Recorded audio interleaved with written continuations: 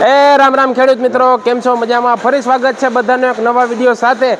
અને આજે આપણે જામકરોણા એપીએમસી ખાતે જે ટેકાના ભાવે મગફળી ખરીદી કેન્દ્ર ચાલુ થયું છે તેની મુલાકાત લેવા આવ્યા છે. ત્યારે બધા ખેડૂત મિત્રોના મનમાં એક જ પ્રશ્ન હોય કે ભાઈ કેવી મગફળી લેશે.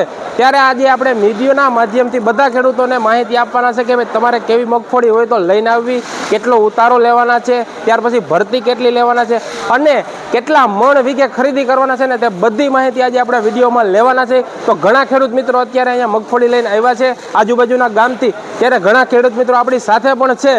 તો બધી માહિતી લેવાના છે, તો ખાસ કરીને વિડીયો લાસ્ટ સુધી જોજો, કારણ કે અત્યારે ગુજરાતમાં વરસાદ કમોસમી પડ્યો છે ને બધા ખેડૂત મિત્રોની મગફળી હાલ પલળી ગયેલી છે. તો ખેડૂતના મનમાં એક જ પ્રશ્ન હોય કે ભાઈ મગફળી પલળી ગયેલી છે તો લેશે કે કેમ, કેટલી ડેમેજ લેશે, કેવું છે, શું છે, તે બધી માહિતી લેવાના છે. તો ખાસ કરી વિડીયો લાસ્ટ સુધી જોજો. આપણા પેજમાં ન હોય તો પેજને ફોલો કરી દેજો. ચેનલના માધ્યમથી જોતા હોય તો આપણી ચેનલને સબસ્ક્રાઈબ કરી લેજો. અત્યારે આપણી જોડે એક ખેડૂત પણ અહીંયા ઊભા છે અને તેની મગફળી અહીંયા જોખાઈ રહી છે. તો હવે ખેડૂત પાસેથી માહિતી લેવું કે ભાઈ કેવી રીતે તમને શું મજા આવી, કે તમે કેટલી મગફળી લઈને આવ્યા હતા, ક્યાં ગામથી આવ્યા હતા અને અત્યારે ભરતી કેવી રીતે થાય છે. જો આ બાજુ એના કોથરા પણ જોખાઈ ગયેલા છે તો બધી માહિતી આ ખેડૂત પાસે લેશું.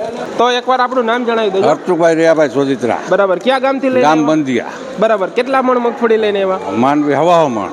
બરાબર. હવે તમારી મગફળીનું સેમ્પલ લીધું તો તમને કઈ વાંધો આવ્યો? ના, કોઈ જાતનો વાંધો નહીં. બરાબર. અને અત્યારે એક કોથરામાં કેટલી ભરતી કરે? 35 કિલોની ભરતી, 35 800. બરાબર. 900. બરાબર. 35 900 ની એક કોથરામાં ભરતી. પછી આપણે જે ઉતારો કાઢ્યો 200 ગ્રામ મગફળી લીધી, 140 ગ્રામનો ઉતારો આવ્યો. 140 ગ્રામ ઉપર જો તમારી મગફળી થઈ જાય, 200 ગ્રામ માંડવીમાંથી દાણા થઈ જાય તો તમારી મગફળી ટૂંકમાં પાસ થઈ જાય સેમ્પલમાં. એથી નીચે હોય એટલે કે ખાસ ભલામણ ખેડૂત મિત્રોને છે કે જે કાંધુને આંતે ભેળવે છે તો એમાં થોડુંક ધ્યાન રાખવું. હવે બીજા એક પણ ખેડૂત અહીંયા આવ્યા છે. તમે ક્યાં ગામથી આવ્યા? રામપરથી. બરાબર. એટલે તમારો વારો આવ્યો છે કે? ના, વારો નથી આવ્યો, જોવા માટે આવ્યા. તો શું લાગે છે આ મગફળી કેન્દ્ર આપણે જામકરણામાં ચાલુ થયું? હાઈ ક્લાસ, સરસ કામ, સારું અને વ્યવસ્થિત કામ છે. બરાબર. એટલે કોઈ પણ ખેડૂત મિત્રોને ખોટું ટેન્શન લેવાની જરૂર નથી. બધાની મગફળી લેવાઈ જશે, કારણ કે જામકરણામાં ઓલરેડી 3 સેન્ટર ચાલુ થયા છે.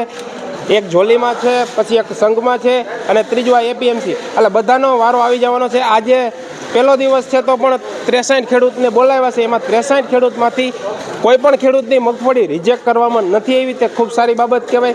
બધાની માંડવી લઈ લીધી છે, પણ ખાસ ભલામણ એ છે કે તમારી મગફળી 35 કિલો એક કોથરામાં સમાઈ જાવી જોઈએ, એ આપણે ધ્યાન રાખવાનું.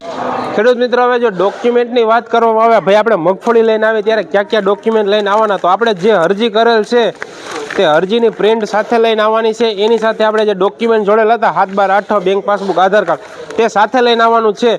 ત્યાર પછી જ આપણું બિલ બનશે. ને જ્યારે પછી આપણી આ રીતની ચિઠ્ઠી આવી જાય કે ભાઈ મગફળી જોખાઈ જાય, ત્યાર પછી આપણે બિલ બનાવવા માટે જાય ત્યારે જે ખેડૂત ખાતેદારે અરજી કરેલ છે, એટલે કે આધાર કાર્ડ જેનું વપરાઈ ગયેલ છે, તે ખેડૂત ખાતેદારને હાજર રહેવાનું છે.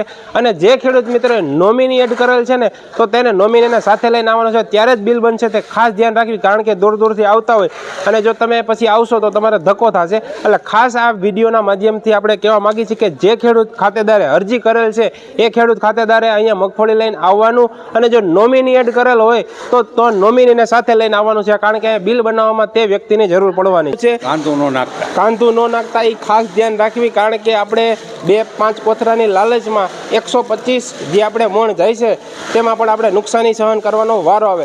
પછી કારણ વગરની આપણે માથાકૂટ કરવી એનો કોઈ મતલબ નથી. તો બીજું કઈ માહિતી? અમુક ઝીણી મગફળી હોય તો એમાં અમુક 100 નંબર છે, 38 નંબર છે, કોટા હોટે ફૂટી ગયા હોય તો પછી કોટા ફૂટેલા હાલ છે ને, કોક કોટો હોય મલકો ફૂટેલો તો હાલ છે.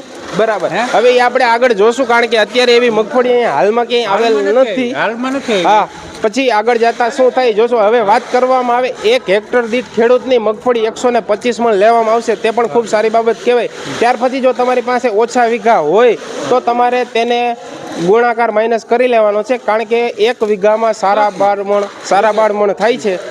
અને ઉતારો આપણે 200 ગ્રામ મગફળીમાંથી 140 ગ્રામ દાણા આપણા થવા જોઈએ, 132 ગ્રામ દાણા થવા જોઈએ, એટલે તમારી મગફળી પાસ થઈ જાય. ખેડૂત મિત્રો, ખૂબ ખૂબ આભાર આપ શ્રીએ બધાએ માહિતી આપી અને વિડીયોને ખૂબ શેર કરજો. અને માહિતી સારી લાગી હોય તો એક વખત લાઈક કરી દેજો.